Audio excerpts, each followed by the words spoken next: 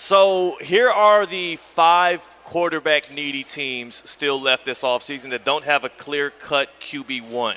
Obviously, you have the Pittsburgh Steelers, who they're settling between whether or not they're going to pay Russell Wilson, or it seems like the most likely candidate is actually Aaron Rodgers right now. But you got active Steelers players saying, hey, we're not going to sit around and wait on you.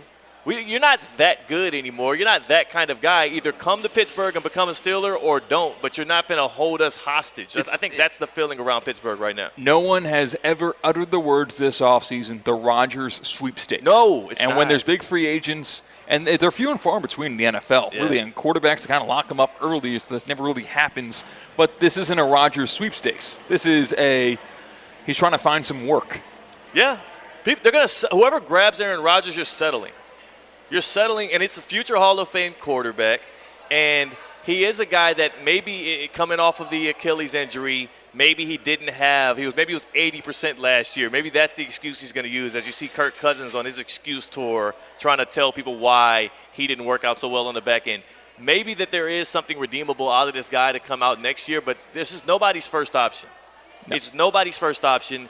And he is like I don't want to use this analogy for him, but again, like you're gonna. He's not gonna get hit on at 10 p.m. in a bar. It's like 11:58. You know what I'm saying? Yeah. The door's about to close. Mm-hmm. The bar's already stopped selling alcohol, and there goes Aaron Rodgers across the way, probably sniffing on some ayahuasca. Hell, Sam Darnold was a hotter commodity this offseason than Aaron Rodgers. Who would have thought of that 2 years ago? That's crazy. But again, Matt Stafford was a bigger commodity this offseason. Of course, he remained with his team, the Rams, but that was the more prized possession between the two. Okay. A future Hall of Famer, a surefire future Hall of Famer, has the second most MVPs of all time. Yeah. Not going to be a priority in the offseason. And he shouldn't be. I'm going to give you the 5 teams again. All right, so we got the Saints are reportedly eyeing Jackson Dart at the number 9 pick in the draft. They have Derek Carr actively right now as their QB1. Rodgers doesn't make sense for New Orleans. No. They're not a win-now spot. Absolutely Is anywhere Rodgers go a win-now organization? It should be. Is that a move? Because that's what I thought with the Vikings, and it didn't pan out. I think that's the reason why you picked the Vikings, because they were the closest as it feels to like a win-now team because of what their record was and because they were 1 win away from the 1 seed in the NFC and whatnot. I still think the Vikings outperformed the talent on their roster, and I'm glad that they know themselves enough to not overreact. That's what Kevin O'Connell's been good about that. Like, remember 2 years ago when Kirk Cousins led them to a 13-win season, they didn't overreact. They didn't sign Kirk to a major extension after that. They let him play out the next year on the end of his contract. He does end up getting injured.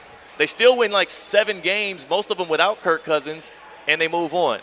The Vikings organization is much more savvy and smarter than a lot of people give them credit for. Kevin O'Connell is a greater coach than we give him love for, and I believe they made the correct decision today by letting it be known through reporters that they are staying 10 toes down. J.J. McCarthy is our QB1. Aaron Rodgers is no longer in our plans. Let me get to these 5 teams. We said no to the Saints. The Titans have the number 1 overall pick, and all they got is Will Levis on their roster. Is that a option for Rodgers if you're in that GM room? I actually don't think Rodgers would go to Nashville. Thank you. Check that off. So no Saints, no Titans. Then you have the Cleveland Browns. That's an interesting one to me. Because it makes sense for the Browns to draft a quarterback. Yeah. They're high up there for a reason. Number 2. Take a quarterback. You kind of have 2 quarterbacks who might be lauded as valuable enough to go that early. And your best quarterback on your roster right now is Kenny Pickett. So, and that wasn't even supposed to be a punchline. Yeah, that was just a reality. It's the truth, but I just wouldn't say anything. You don't have to say Kenny Pickett's the best quarterback in their locker room. Just don't say anything. It's not worth a mention that Kenny Pickett has a Browns uniform. Okay, that was like how the Giants didn't have a quarterback when they signed Tommy DeVito. Right.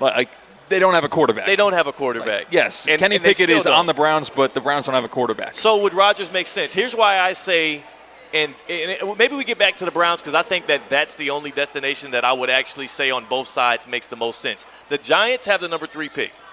I have an inkling that the Browns actually don't go quarterback at 2.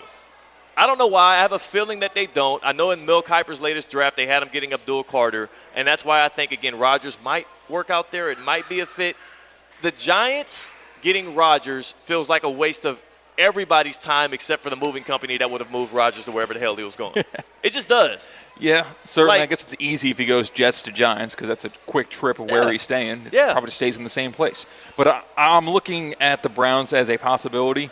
And that feels depressing. That's the Browns. That's Cleveland. The worst case scenario for both parties, because at least when you draft a quarterback, there is that hope that even if it doesn't work out in year one, which it didn't with the Chicago Bears and Caleb Williams, which whoever the Browns get at number 2 won't be as quarterback. If they go with a quarterback so it'll be at Shador 2, Sanders. Right, it won't be as highly as a prospect as Caleb Williams was with the Bears. No. But even if it doesn't work out in year one, you still have year 2. So, it's not like you're pushing all in. You still have that hope. Going Aaron Rodgers, if it doesn't work out, you're like, okay, well, hopefully we lost enough to go for a quarterback in 2026. Well, guess what? Good thing for you when you get Aaron Rodgers, it seems like that usually is the plan. That usually is the actionable thing. He hasn't had a winning season in 3 full years. So if you do want to take a year off and you need a stopgap quarterback to do so, throw Aaron Rodgers in there. See what he can do. Maybe the enigma, as he calls himself, can get you over the hump in a way that you need to, and get Abdul Carter in there and let him learn behind Myles Garrett. I like that. So I'm going to go back to the teams we have left. The Giants and the Steelers are the other ones. I believe the Steelers should stick with Russell Wilson. I believe the Giants should pull the trigger on quarterback. They should go out and get a Shador Sanders, maybe pick up Jameis Winston, who visited New York yesterday, and have that be your QB room. Shador, Jameis, Tommy DeVito. I mean, imagine the quotes. Imagine the quotes and the media frenzy around those 3 quarterbacks in one room. We got to make that happen. And then for the Browns, I think that they're going to be stuck deciding between either signing Aaron Rodgers or trading for Kirk Cousins, because the Falcons did keep him retained. They did not cut him. They pick up that $10 million roster bonus, which they're not really worried about. They're hoping to get at least a mid-round draft pick for Kirk. That's what the Browns are going to be stuck with. And if you do sign Rodgers or trade for Kirk Cousins, if it works out for the best for Kevin Stefanski, who seems to have job security no matter what their record is every single year, for the best, what are we talking about, 8, 9 wins, right? Like in a peak Brown scenario with Rodgers or Cousins. I don't see them still making a late playoff push, right? No. It's going to be a waste of everybody's time. Yeah, so I don't understand why you don't have the Browns drafting a quarterback. So here's why, though. I don't think it's going to happen. I don't think they're going to reach their peak with Rodgers as their quarterback, nor with Kirk Cousins. I think the Browns, with one of those guys at QB in that division, probably a 5-6 win team.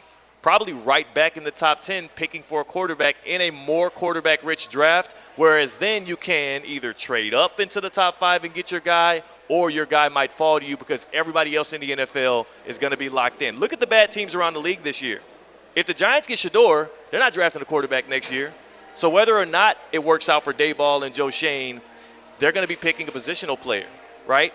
If the Titans draft Cam Ward, they're not going to give up on him in 1 year after drafting him number 1 overall. So even if it doesn't work out for them, they're going to be right back at it. The only teams I can see that will be competing with the Browns next year for one of the top quarterbacks in a quarterback-rich draft probably be either the Seahawks if Darnold falls flat on his face, maybe the Raiders if the Geno Smith experience doesn't work out and Tom Brady and them look each other in the eyes and say, you know what, maybe we should get a long-term fix and not go with the wily old vet.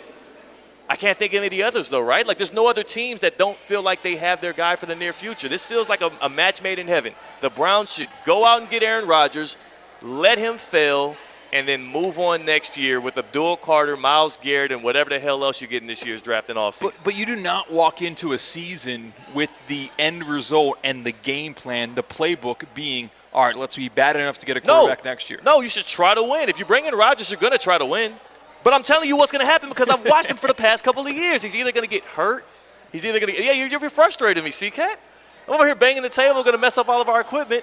What is this blind faith you have in this guy where he had Garrett Wilson, Devontae Adams, Alan Lazard, Breece Hall. He had Braylon Allen. They went out and revamped the offensive line. He had his favorite offensive coordinator. The Jets had a top 10 defense, and they won 5 freaking games. We got who are the Cardinals playing? The Nationals today? I was going to say we have Mets fans in here. I'm thinking back to last Wednesday. There are folks from New York here that lived through that misery that will tell you, no matter how optimistic you are, it's going to end up going bad for you. Okay, it's not a good sight. So you want the Browns to sign Aaron Rodgers. Swing for it. Because the best case scenario for the Browns is that they'll be bad again next year. Right.